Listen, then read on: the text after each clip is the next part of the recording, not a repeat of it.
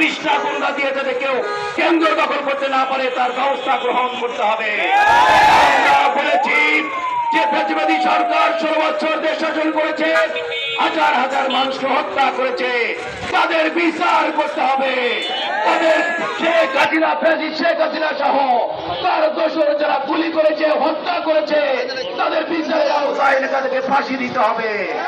সংগ্রামী ভাইরা, আমরা বলেছি পিয়ার পদ্ধতির নির্বাচন চালু করতে হবে, যাতে বাংলাদেশে আর কোন স্বৈরাচারের উত্থান না হয়।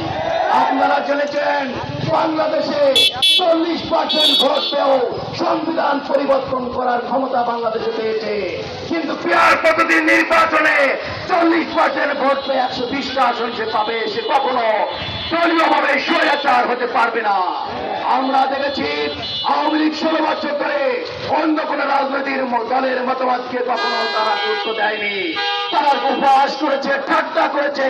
পিয়ার পদ্ধতি নির্বাচনে যারা 2% ভোট পাবে তারাও 6টা সিট পাবে, সংসদ হবে সর্বদলীয় সংসদ, সকল দল সকল রাজনৈতিক দলের অংশগ্রহণে সংসদ হবে প্রাণান্তকর।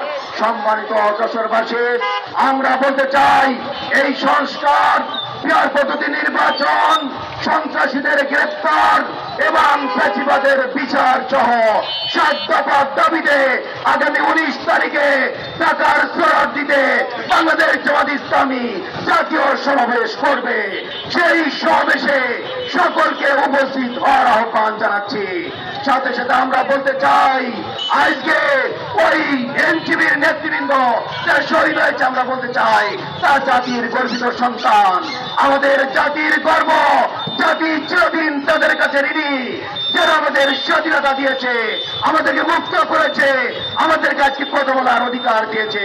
আমি আরেকটা কথা বলতে চাই, আজকে যে সমস্ত রাজনৈতিক দল এনসিপির সমালোচনা করছেন তাদেরকে ভেবে দেখতে হবে এই সুযোগে আওয়ামী স্বৈরাচারী সরকারের দোসররা যারা বিভিন্ন জায়গায় গাপটি মেরে বসে আছে, তারা তৃতীয় পক্ষ হয়ে দেশে অস্থিতিশীল পরিবেশ সৃষ্টি করতে পারে।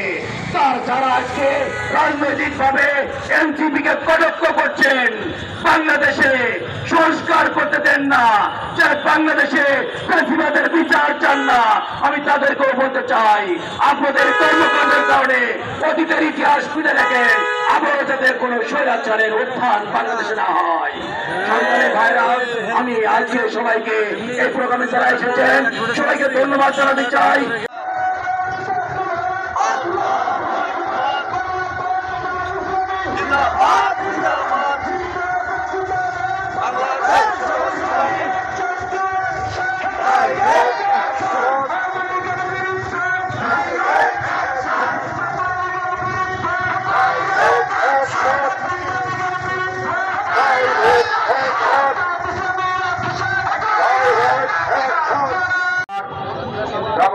পাথরের মতো জাতির ঘাড়ে চেপে ধরেছিল, যারা আমাদের গণতান্ত্রিক অধিকারকে হরণ করেছিল, যারা এদেশের আমাদের শীর্ষ নেতৃবৃন্দকে হত্যা করেছে, বিএনপির নেতৃবৃন্দকে হত্যা করেছে, বাংলাদেশ জামাত ইসলামী এবং বিএনপির হাজার হাজার কর্মীদেরকে যারা হত্যা করেছে, বাংলাদেশের সকল গণতান্ত্রিক রাজনৈতিক দলের অধিকার যারা হরণ করেছিল।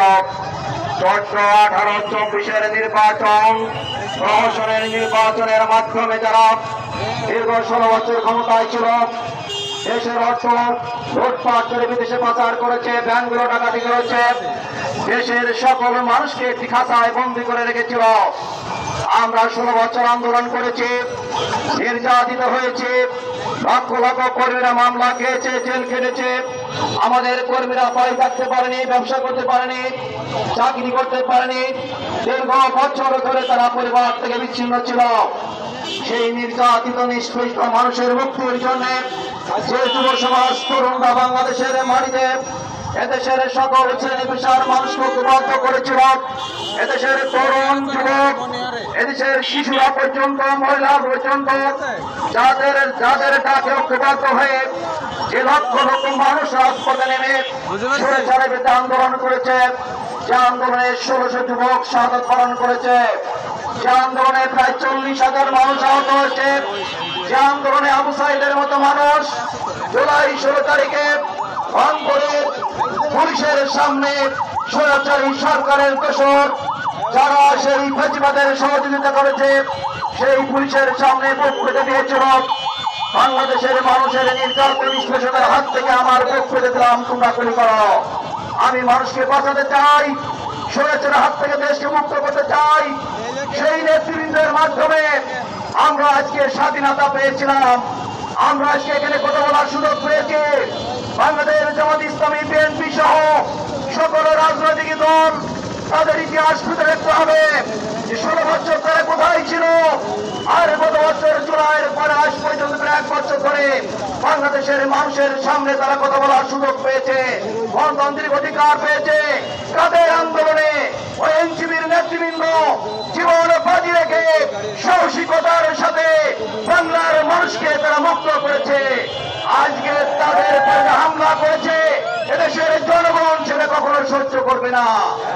বাংলাদেশ জামাত ইসলামীর কর্মীরা বেঁচে থাকতে এনসিপির হামলা আমরা কখনো মেনে নেব না।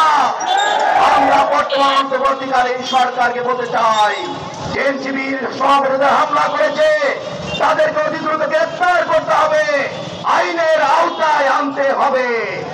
সংগ্রামী ভাইরা, আমরা জিন্দাবাদ জিন্দাবাদ। হামলা